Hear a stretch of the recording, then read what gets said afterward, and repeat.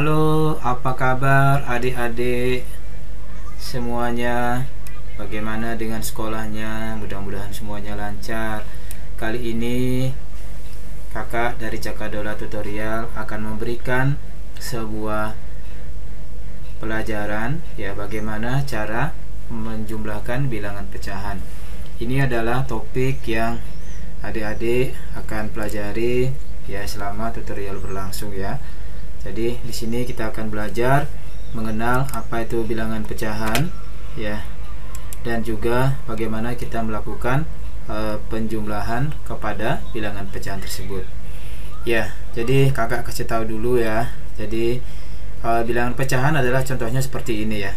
Misalkan 1/5 ya, ditambah 1/7 sama dengan berapa ya. Jadi di sini adik-adik harus tahu bentuk bilangan pecahan seperti ini. Ini adalah disebut dengan pembilang. Ini adalah pembilang ya, pembilang. Ya, yang di bawahnya disebut dengan penyebut ya. Penyebut. Nah, untuk membuat penjumlahan yang seperti ini, jadi adik-adik harus memastikan bahwa ini penyebutnya itu harus disamakan dulu. Karena di sini antara 5 dan 7 masih belum sama, maka di sini akan harus nanti dilakukan penyamaan penyebutnya ya, yaitu dengan menggunakan istilahnya apa? KPK ya. Kelipatan persekutuan terkecil.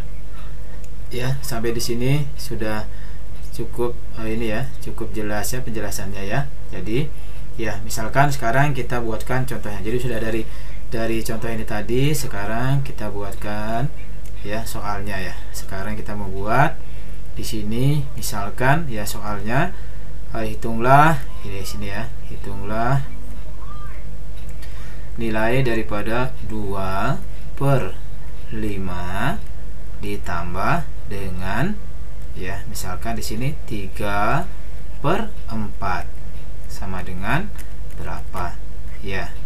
Di sini kita akan lihat ya adik-adik, tadi kan sudah dijelaskan bahwa kita lihat dulu kalau dia penyebutnya belum sama, kita harus samakan dengan menggunakan atau mencarikan KPK, kelipatan persekutuan terkecil.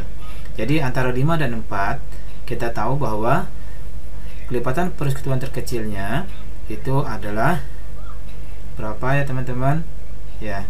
Jadi kita hitung adalah dengan memperkalikannya. Jadi 5 kali 4 sama dengan 20 ya. Jadi caranya adalah ini dengan perkalian silang.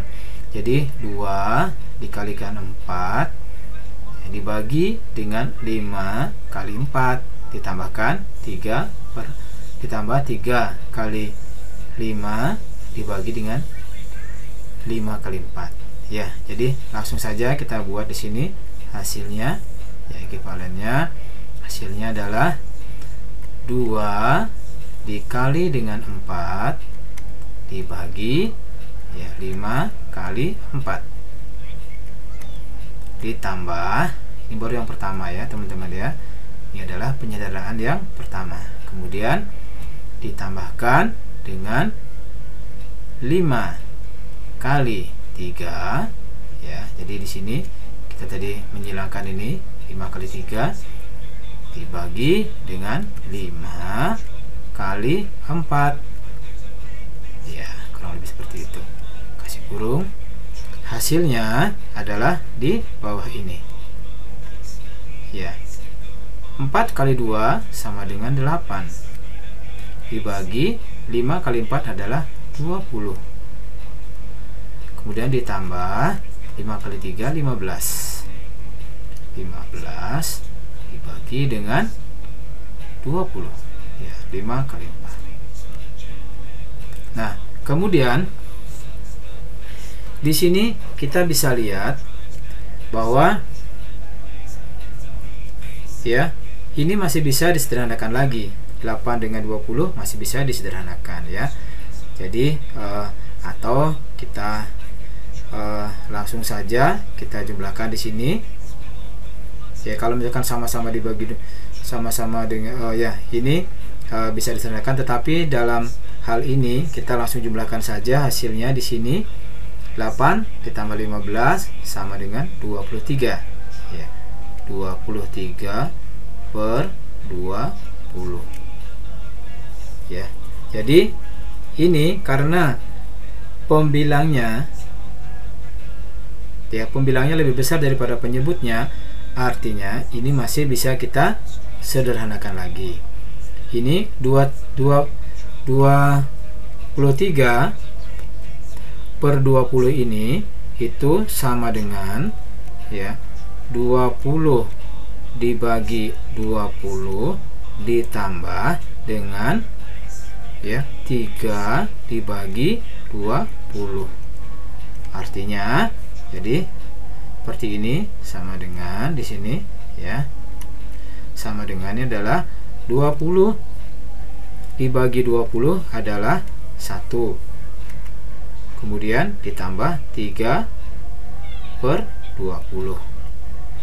Jadi inilah hasilnya. Jadi hasilnya adalah 1/3 per 20. Nah, sekarang hasilnya itu kita pindahkan ke atas ya, ke sini ya. Jadi hasilnya adalah sini tadi kita pindahkan sini 1/3 per 20. Ya, inilah hasil daripada penjumlahan 2/5 ditambah dengan 3/4. Ya, bagaimana adik-adik? Sudah cukup jelas ya. Jadi adik-adik harus memahami konsep daripada perhitungan bilangan pecahan ini.